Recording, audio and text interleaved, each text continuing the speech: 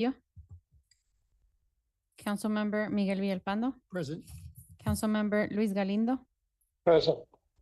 Councilmember Jesus Roldan. Councilmember Lorena Delgadillo. Present. Councilmember Marta Gonzalez. Present. Mayor, we have a quorum. Thank you. Gonna move on and call to the public. Anybody from the public want to address council? We have received none. There's none.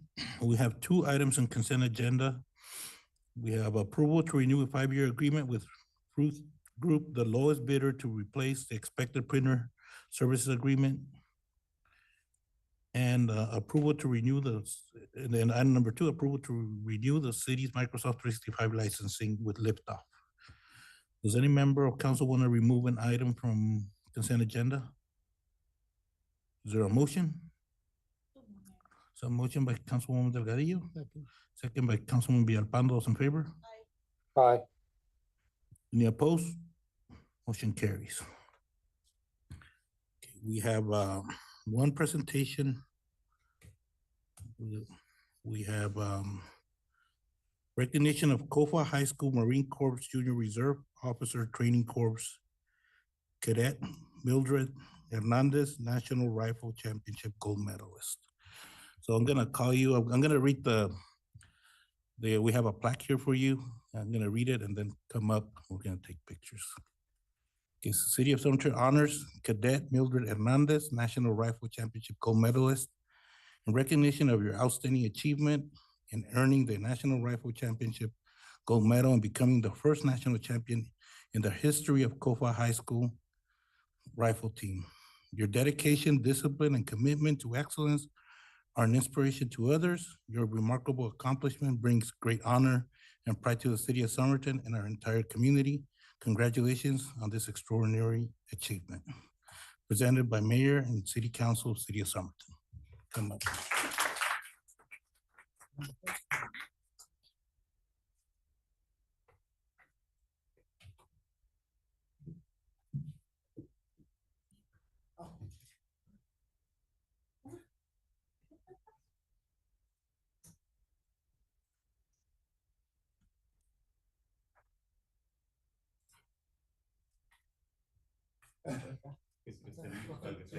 Right? Que sea el puro centro.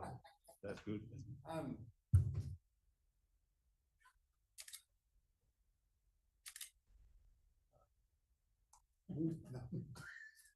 One, two, three.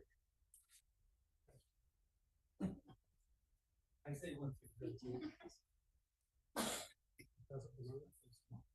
I don't know if the family comes back.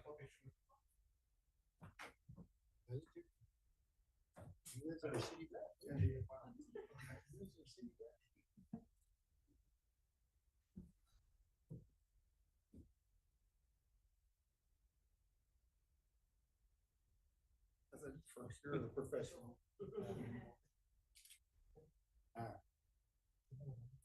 One, two, three.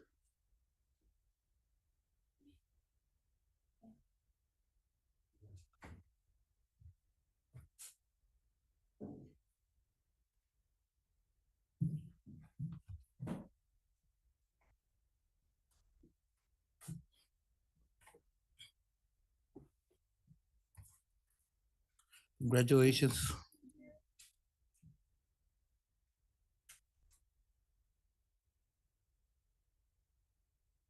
Item number 2, discussion and potential future direction regarding the Public Works Department recycling plan activities for fiscal year 2027.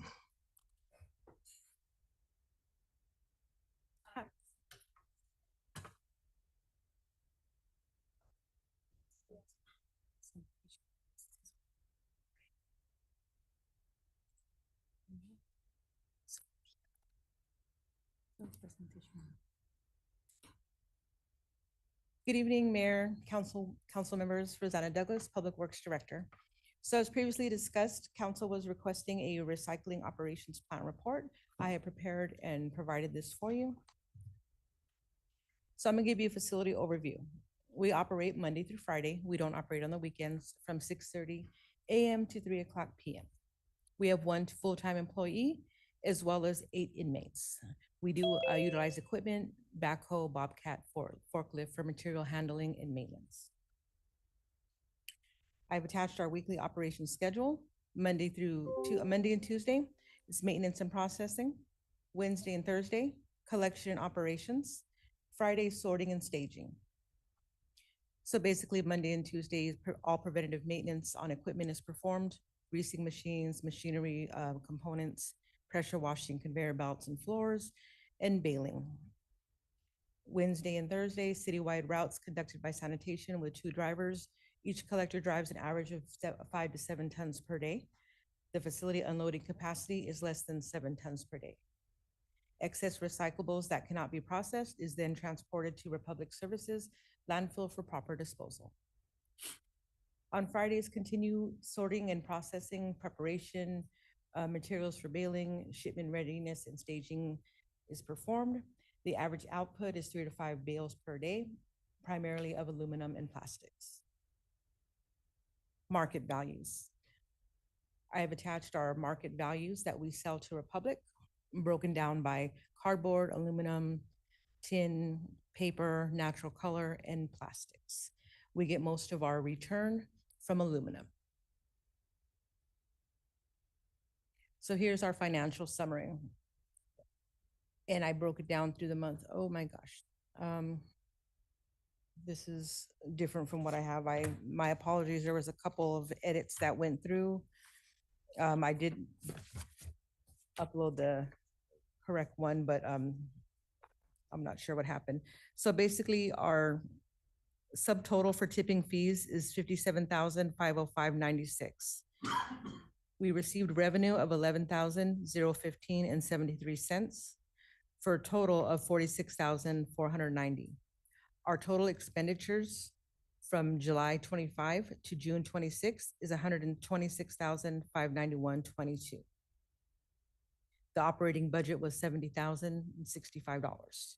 So we went over budget roughly a little bit more than 30,000 after the fees, expenses, and the tipping. So challenges that we faced is limited unloading capacity. The current capacity is at -7 tons a day. Each driver collects 5 to 7 tons daily. So what that means is we're actually bringing in, if both drivers are en route, 10 to 14 tons, and the rest must be diverted.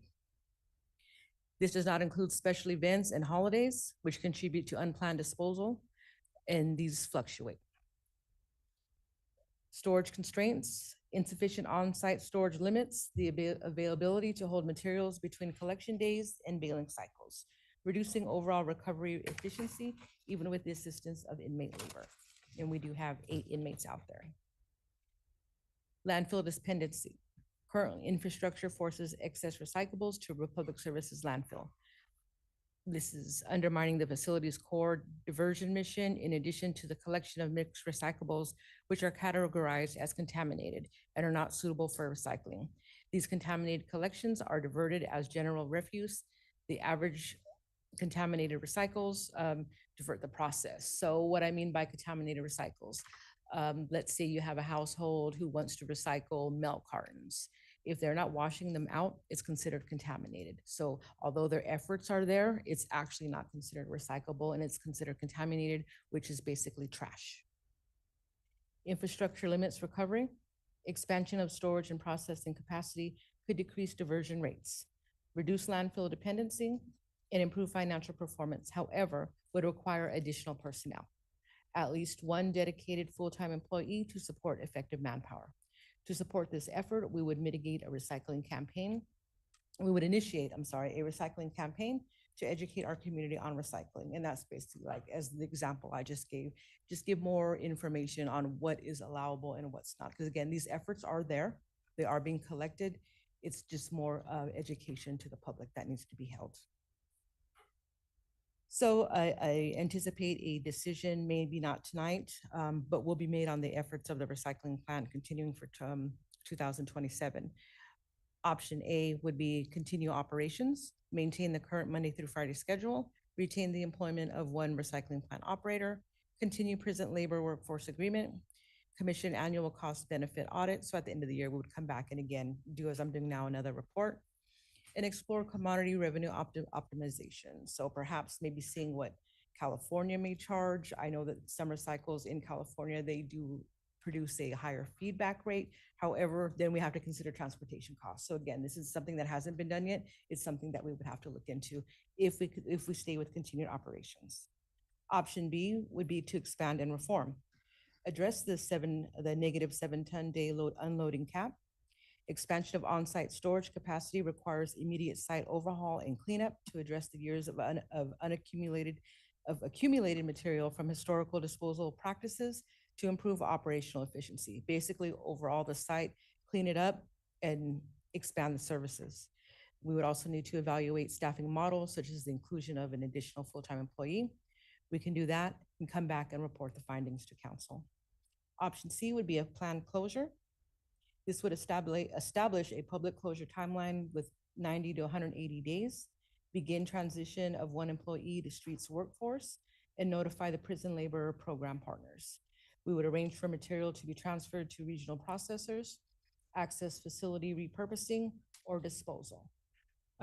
This would also support the new Yuma County landfill because we would be diverting trash over there.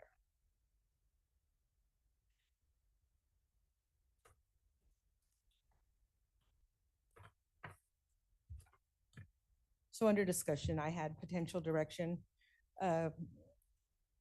Option number 1, council authorizes continued operations while expanding and reforming services.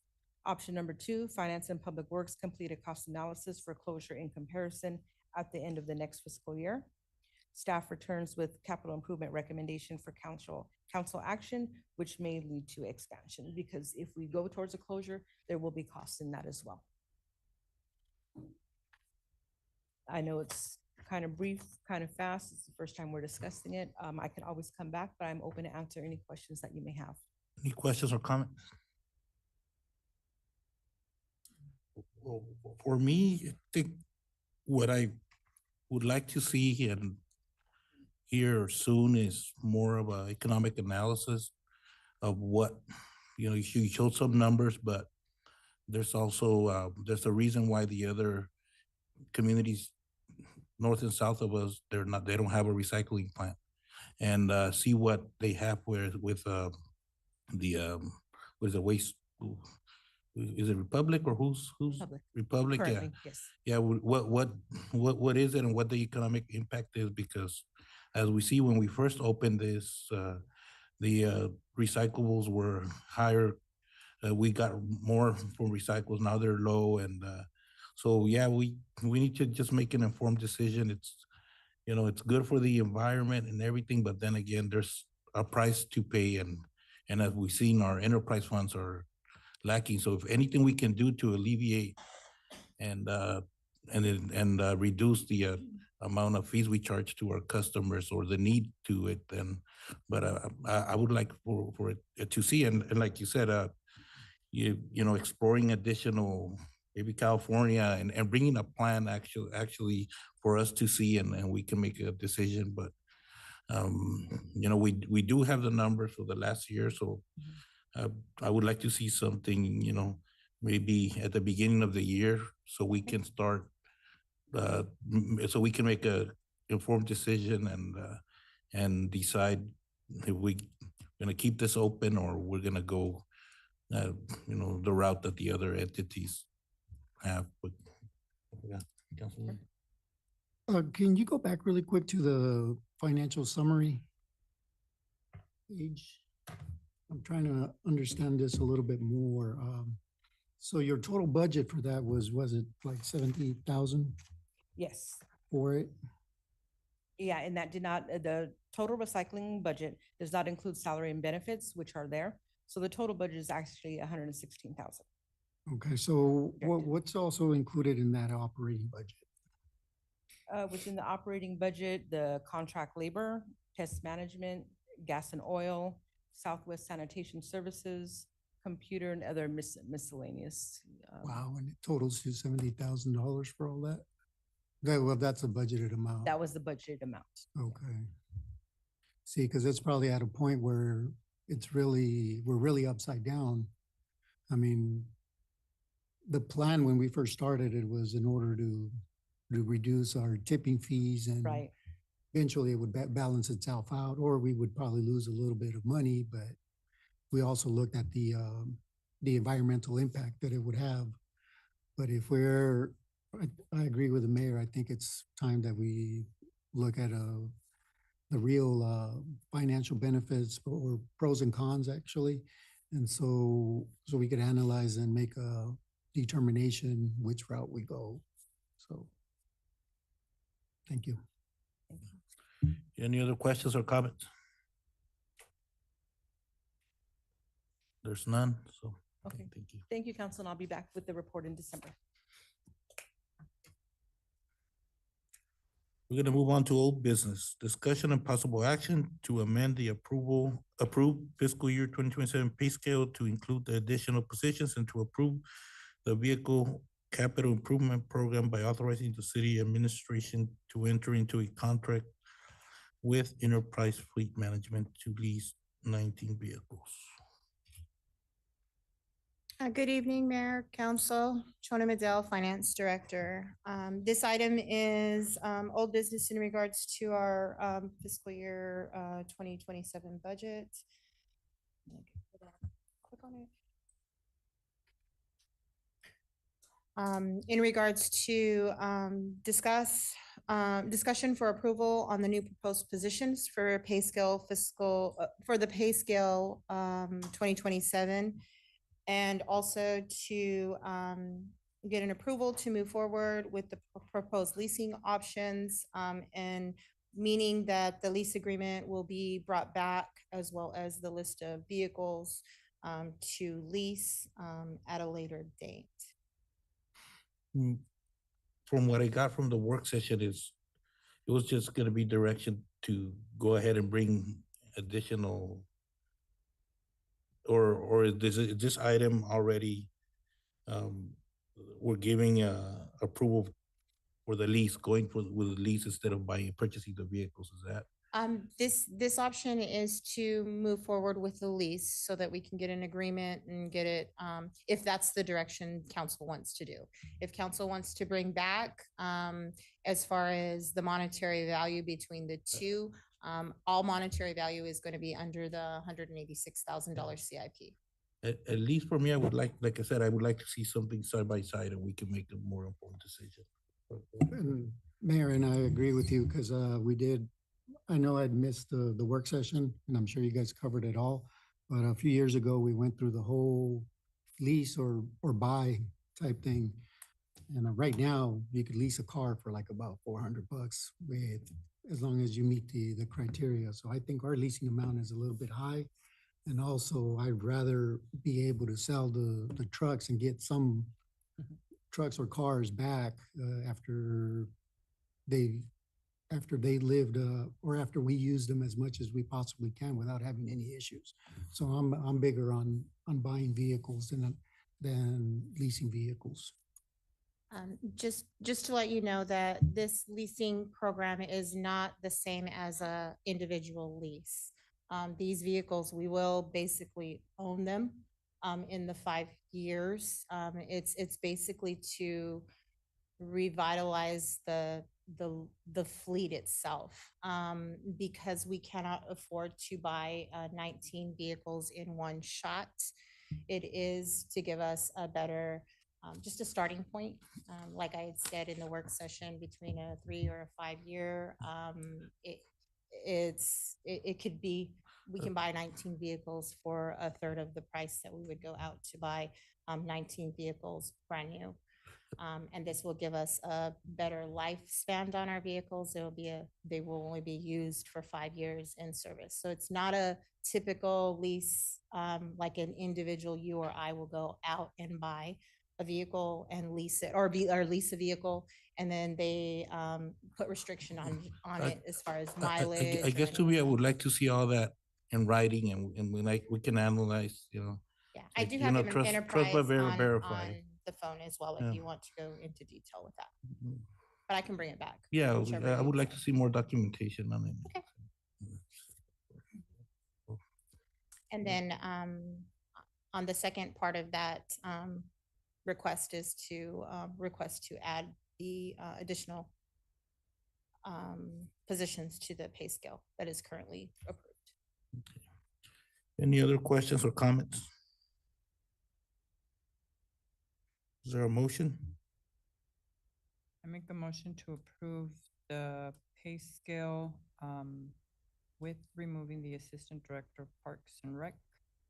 And for the second portion, to bring back the vehicle leasing at a later date. There's a motion by Councilwoman Gonzalez, Second. second by Councilwoman Delgadillo. Those in favor? Aye. Aye. Aye. Any opposed? Motion carries.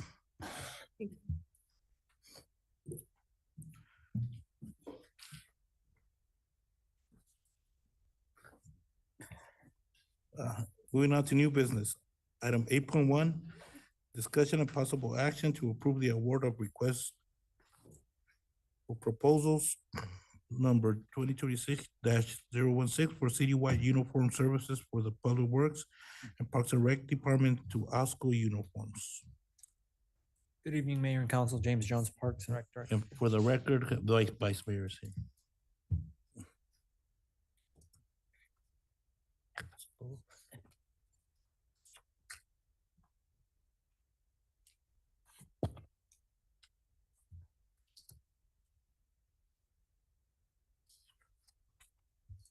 The city of Somerton issued the request for proposals 2026-016, seeking a qualified vendor to furnish, fit, customize, and deliver employee uniforms and related apparel to the Public Works Department and the Parks and Rec Department. The solicitation was undertaken specifically to modernize the city uniform program so that each department and division is outfitted with uniforms designed with the OSHA standards, with the required personal protection equipment, PPE, to build directly into each department's daily uniform. By incorporating PPE into standard uniform, the city reduces the volume of separate PPE it needs to purchase, issue, and manage, while improving worker safety and regulatory compliance. 2 proposals were received and reviewed: OSCO Uniforms and UniFirst Corporation. Proposals were evaluated against the standards in section 1.14 of the RFP, including cost, quality of uniform and materials, service capability, vendor experience with municipal uniform contracts, inventory management, delivery timelines, and availability of online ordering system. The evaluation perceived the following findings. UniFirst Corporation, we found to be non-responsive. They did not submit its proposal on the city required proposal form or in the required pricing schedule format. UniFirst provided a single uniform garment program for the city employees rather than department-specific uniforms required by the specification. OSCO was responsive. They submitted proposals on the required form, itemized department and division level pricing, product information, for instance, streets, wastewater, mechanics, water, sanitation, and Parks and Rec would all have uniforms fitting their jobs. In the primary, including ANSI high visible classes, which are needed for our streets department for safety reasons. The primary improved deliverable by this award is that each department and division will receive uniforms designed by OSHA standards with a group PPE requirements engineered into the uniform itself rather than issued in separate equipment. Staff's recommendation is to approve the award for our request for proposals 2026-16 for citywide uniform services to OSCO uniforms, and authorize the city administration to execute a 3-year uniform supply service agreement with an additional of 1-year renewal for year 4 and 5, exercised by the city's sole discretion. I do want to point out, kind of so you can see, we currently have 1 uniform for all of our divisions. You can see that the format of the RFP was approved by legal and fits every description. So what we did is we went out and we looked for streets department. Those are high visible uniforms that our residents will be able to see as they're crossing. This is something we don't have. They also have the jean option. for what they're doing to make sure that their legs are protected. Wastewater, you'll see the same type of uniform, high vis, safety, and you'll see the pricing. A mechanic shop, it's similar to what we have, but there's also a short sleeve, not just the long sleeve option. Parks and Rec is also in here, water. And the main thing that we want to do is these are built for our employees. They follow the OSHA standards, the safety guidelines, and everything that we've been building towards with our safety department and working with ADOSH. So we're kind of getting ahead of the curve and making sure we modernize our city uniform. I can answer any questions that you would have. Any questions or comments? Is there a motion? So move, Mayor. So motion by Councilman Villalpando, Second. second by Vice Mayor Castillo, in favor? Aye. Aye. Any opposed? Motion carries. Item 8.2, discussion and possible action to approve resolution number 2026-007.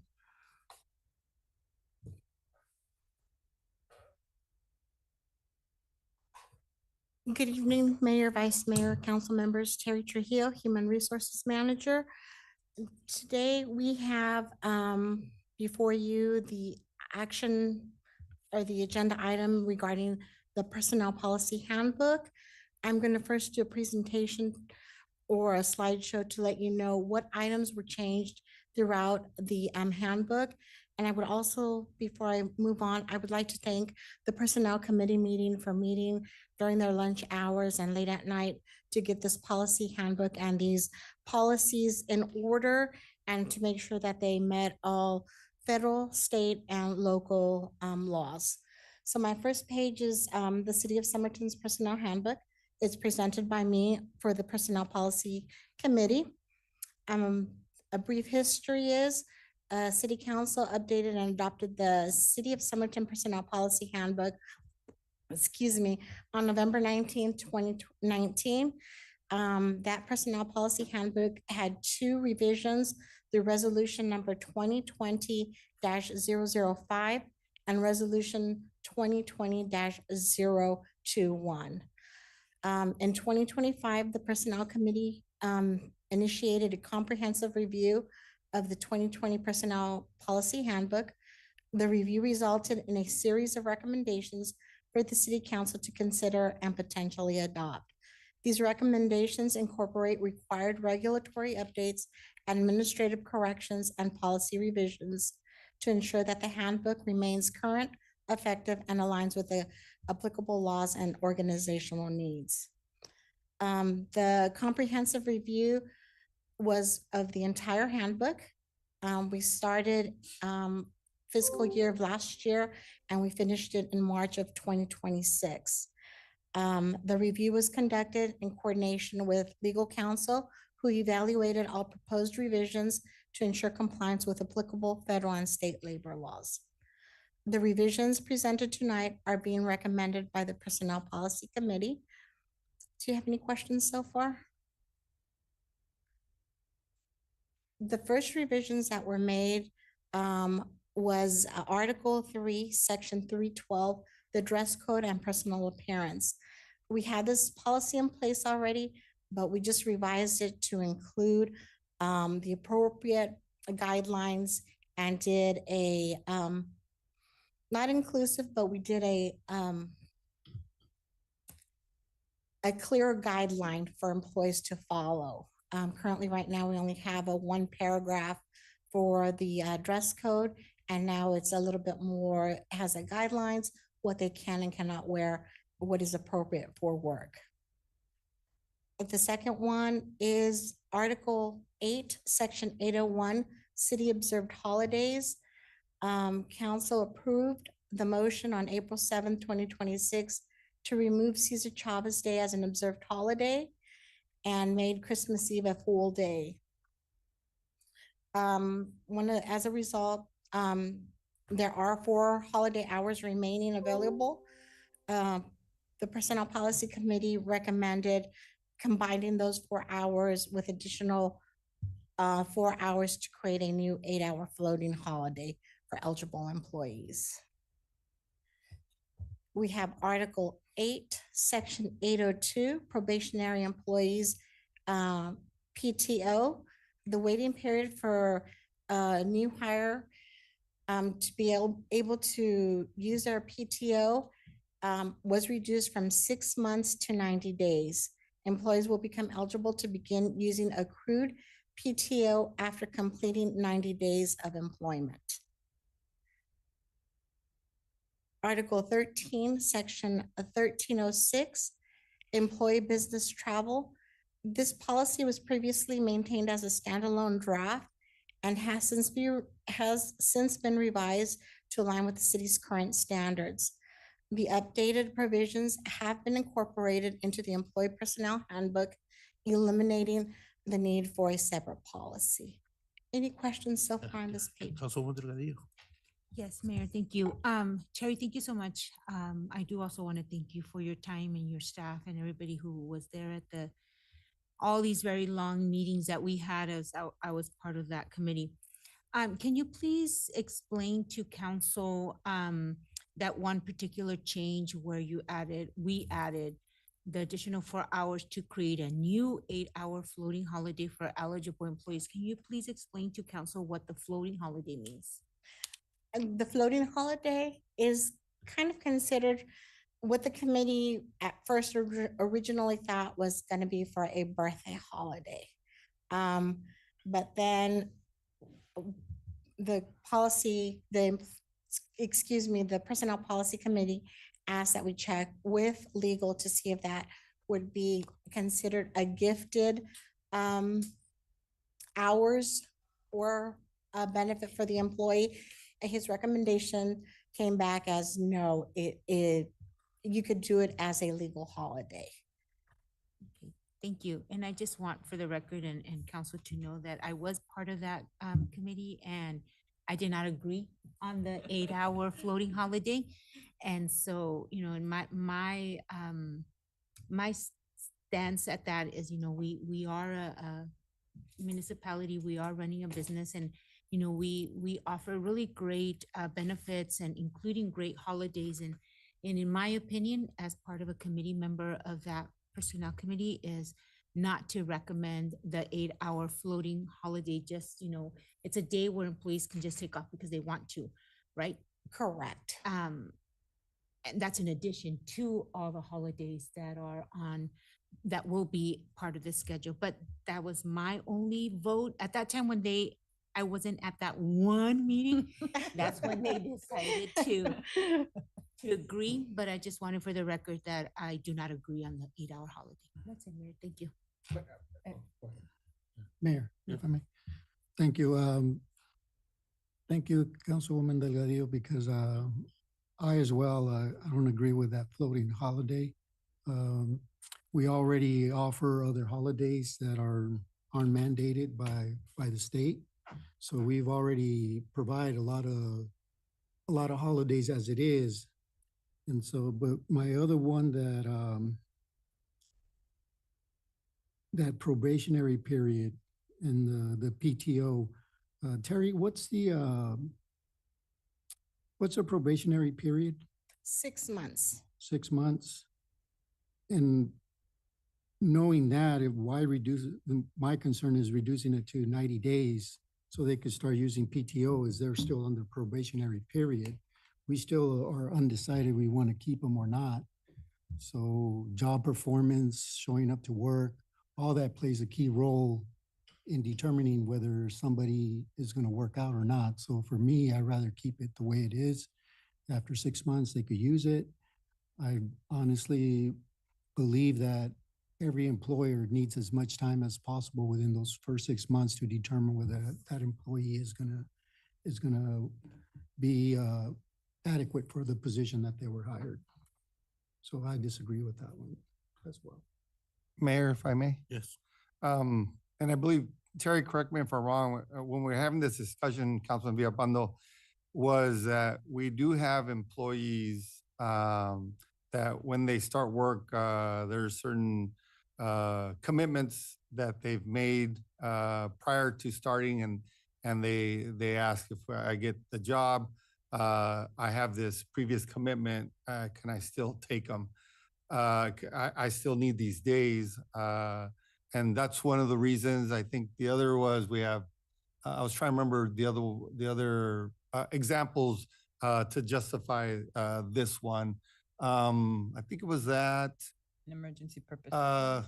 Right, emergency That situations. was one of oh, the I'm sorry. emergency- Councilman Gonzalez in the committee also. I'm sorry. Thank you for, I'll let you talk.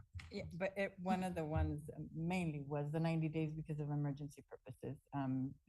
Sick time being because PTO, we just have, the city only has PTO and we don't have a separate bank for sick hours. That was one of the reasoning behind it.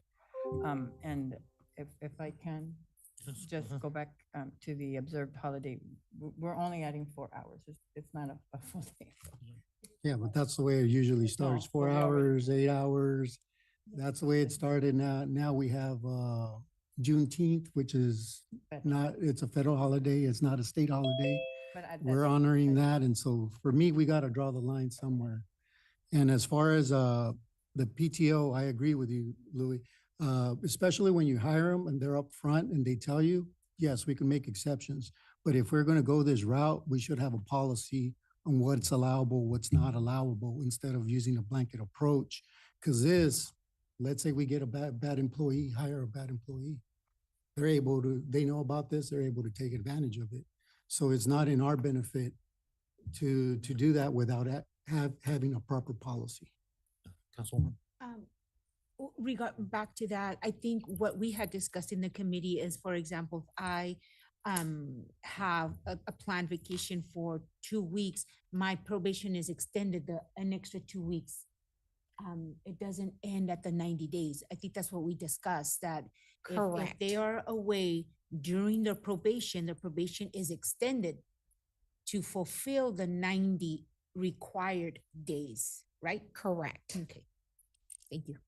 Councilman Villalpando, and just so you know, employees earn 4.62 hours of accrual time or sick leave. So it's just all, like Councilmember Gonzalez said, it's all in one bank. It's not where they're going to divide it and say, oh, I have sick time, I'm going to use 8 hours of my sick time. It's all pulled out of one bank, which is the PTO, and they earn 4.62 hours. Oh, I'm fully aware how it works. Trust me, I've been here a lot of years. So I'm pretty familiar how it works. But again, it goes back to us having a proper policy to be able to cover ourselves. I understand somebody gets hired, they have commitments elsewhere. Sure, let's work with them. If that's why we hired them, is obviously they're qualified and we want them. So let's work with them. Same thing in emergency. Give me a definition of what these emergencies are going to be, so that way we can hold people to these standards. There has to be a policy. You just can't have a blanket approach. Any other questions or comments? No, I guess for me, I just wanted to, and I think Councilwoman Gonzalez cleared it up for me. So back on the holiday one, so it's literally only just 4 hours, right? Because we removed the Cesar Chavez one, which was 8 hours, and added the 4 hours to Christmas Eve. You know what? I mean, the floating, I mean, we would only need to get 4 hours. You know, I would say the birthday sounds good.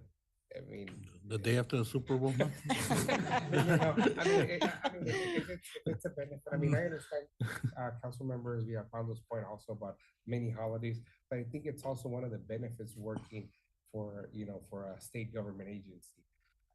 You know, I think that's more of a reason to kind of people being attracted to positions like this within our organization. So I'd be okay leaving it as a floating.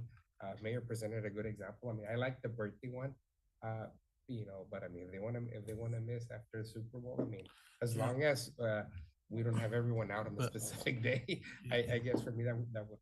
You know, I feel that, you know, we have these committees and actually the only two that are actual benefits to the employees are the PTO and that floating holiday. The others, the dress code, then the other one, the travel. Yeah, the travel, that's probably just more of like cleaning up some stuff, but the others, we have two council members there, so council had a good representation, and yeah, maybe we don't agree with, technically with some of it, but it was a committee and with employees, and I'm sure it was discussed, and, I'm also fine with it.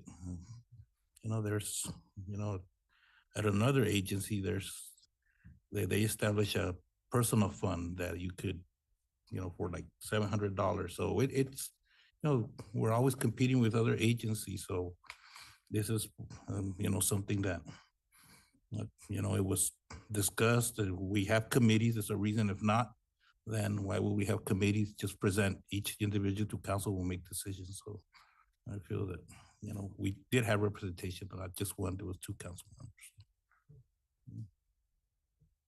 Any other questions or comments? So that's the first revision. I have a few more pages. And they'll go quick. These are new policies that were added to the Personnel Policy Handbook that currently weren't in place. We've added Article 8, Section 804, personal time off buyback. This allows eligible employees to sell back up to 40 hours of accrued PTO per fiscal year based on city's budget. Article 8, Section 808, absence without official approval leave. When an employee is absent from work without obtaining prior approval for leave and fails to notify their supervisor or manager of the absence. Article 8, Section 809, time to vote, allows employees reasonable time off during their scheduled work hours to vote in local, state, or national elections, provided they comply with applicable laws.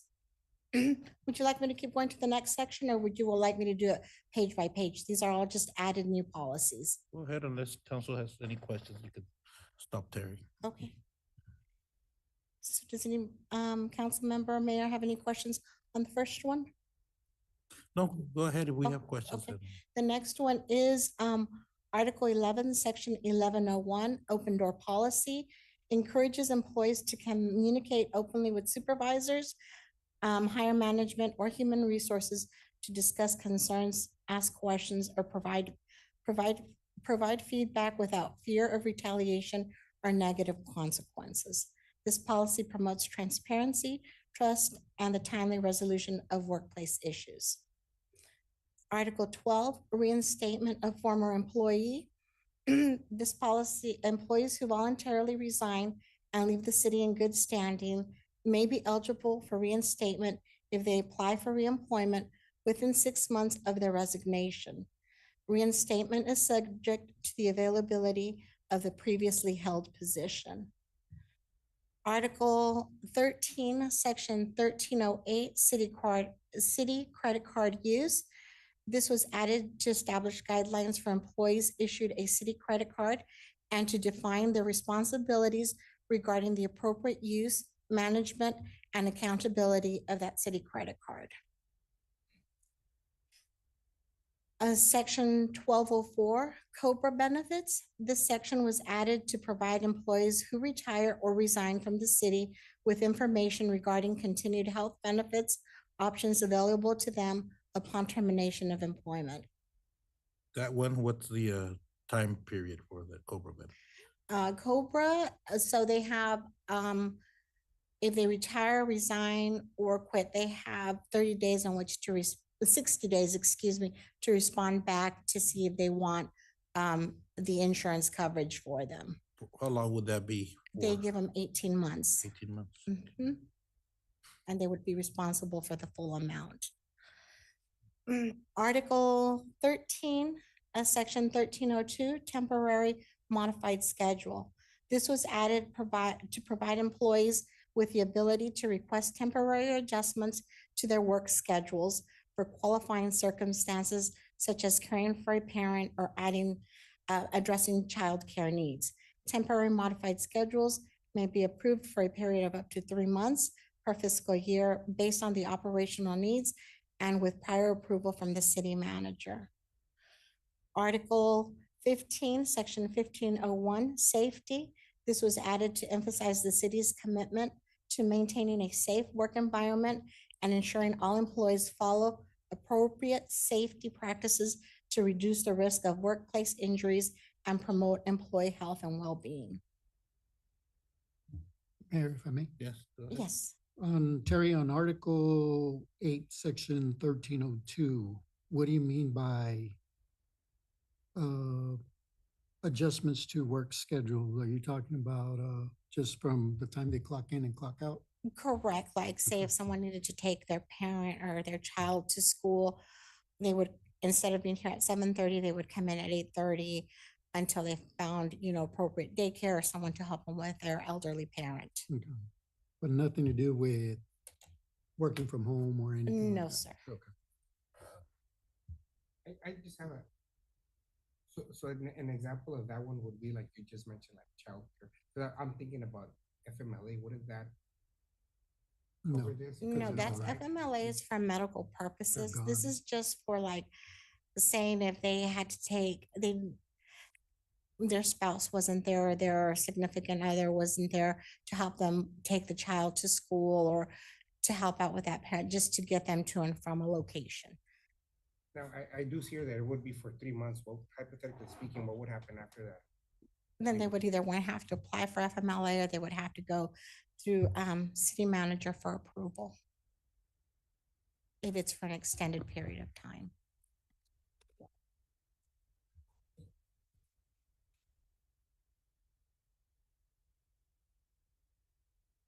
Okay, Right. yeah, sorry. The next one is Article 15, Section 1501, Injury and Illness Reporting. This policy was put in place to clarify employee responsibilities for promptly reporting all workplace injuries and illnesses to human resources. The policy also emphasizes employees' responsibility to identify and report potential workplace hazards, requiring attention to help maintain a safe work environment. Section 15, workers' compensation. This is to inform employees that the city provides workers' compensation benefits and to provide information regarding the coverage, employees' responsibilities, and procedures related to workplace injuries. And the last one, Article 16, Section 1601, Employee Referral Bonus, encourages employees to refer qualified applicants for public safety police officer position.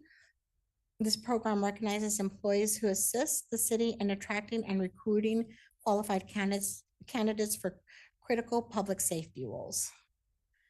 And that is the end of my slideshow. Does anybody have any questions for me on any of the policies? Any questions or comments? I guess I have a comment, Mayor. Yes. I think after looking at them, I think they're, the committee agreed with them, Mayor. I think they're very friendly to the employee, which is good. And we want to make sure that we create that environment, we want to make sure that our employees are happy.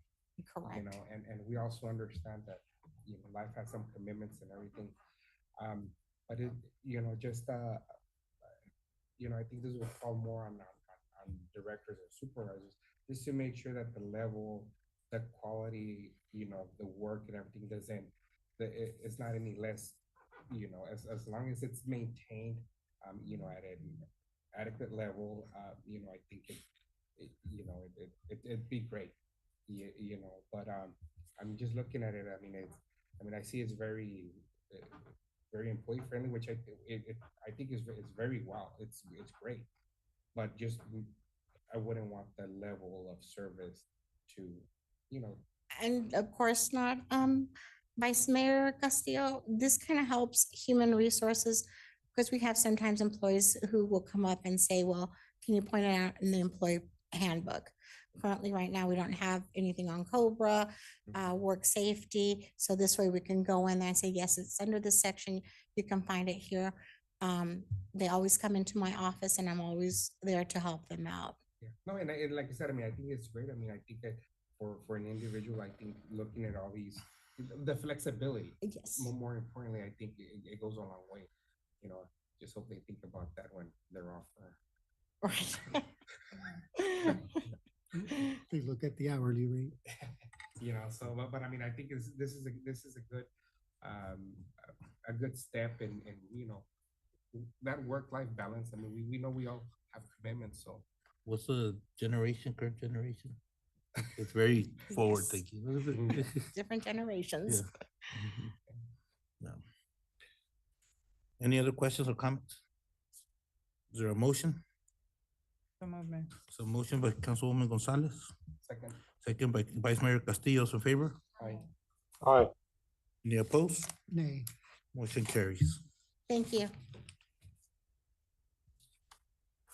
My agenda, there was no executive session, right? No, okay, this is the last item, right? Say, I say that. Okay, summer current events. Good evening, Mayor and Council. First, we have Rosanna Douglas, Public Works. Good evening again, Mayor, Vice Mayor, council members. The water treatment plant water media replacement project is about 60% completed. We expect it to be completed around the 22nd of August. Somerton Heights Phase 3 began last week and is going as expected. Madison Street opened today. Main Street Development Project Phase 1, all irrigation has been completed along with the catch basins. ABC will be installed on Friday and Saturday this weekend as well as next weekend. All fixtures and amenities have been ordered and will be installed upon arrival. An RFQ went out for fleet safety shop repairs last week. Unfortunately, the first firm declined, so I'm on to the second firm, and they have until Monday to respond. Lastly, I am very pleased to announce that we had our ADEQ sanitary survey last week. If you're unfamiliar, what that is ADEQ comes down, ADEQ is Arizona Department of Environmental Quality. They come down and complete a survey. There's several things they check: our operations, our equipment, our maintenance, capacity, reporting, everything. It is a very comprehensive site visit that they make. Is actually prepared 4 months in advance. They start collecting reports and drawings and anything pertaining to the water system. And our operations went very well. So I really want to give a shout out to the water treatment plant operators and team. And while I'm up here really quick, in closing, I did want to make a comment because a question came up on the positions. So our systems, our plants, the water and wastewater are classified as a level 3. So with them being a level 3, you have to have an operator at all times available at a level 3 or above. So my example will be the water plant. We have the supervisor. However, we didn't have anybody available for him to take leave or take, any type of break. He had to be available at all times to the system. So that was the initiation of the water 3 operators. The wastewater treatment plant has that capacity, so they're fine. But with that in mind, in closing, keep in mind that with the new developments, we will be needing to upgrade probably next year.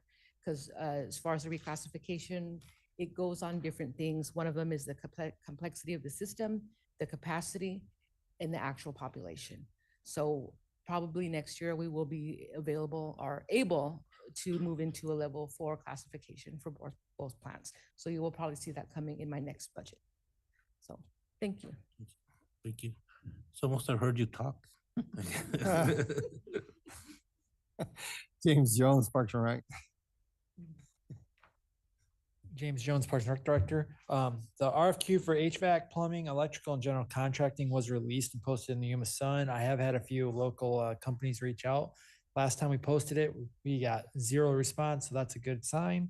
I do want to state that the pickleball courts are currently curing. The 28-day cure process, according to construction standards, will end on August 19th. They'll be painting the court at that time. And then staff will have an event early September. So if anyone needs pickleball lessons, that PE teacher and me will come out and I can be happy to teach you before that event. And then the last thing is the Toro Monument project is currently under construction at Paracone Park. We'll be having the unveiling on that on August 28th at 6 to 6:30 p.m. right before the Toros play their first football game. Thank you. Mayor, that's all we have. Councilman Galindo, I don't have anything, Mayor. Thank you. Councilman Roldan. No. Councilwoman Gonzalez. Just informing that I'll be attending the League of Cities next week. I saw the agenda and it has really good sessions that maybe, I don't know if you've looked at them, that some of our directors can also benefit from, but I don't know if all that arrangement has already been made, but yeah. I'll comment back in the next meeting how it went. Councilwoman Delgadillo. I have nothing. Thank you. Councilman Villalpando. I don't have anything, Mayor. Thank you. Vice Mayor. No, I want to apologize. For being late. I was at a board meeting for the Somerton School District. That took longer than expected, but I went to the soft opening of the bodega. It was great. I mean, it was awesome. Also went to the ribbon cutting for Sunset on Saturday. It was very well attended, even though it felt like a sauna. Mayor, great speech. You couldn't even hear it. I won't be able to go to the League of Cities, but that's all I have. No, what he said, but I will be going to the League of Cities, so hopefully we make some good connections, good networking. All the state legislators are gonna be there, so we're still gonna be asking for the Highway 95 funds, and hopefully they keep Somerton in mind. It's 7:57, meeting's adjourned.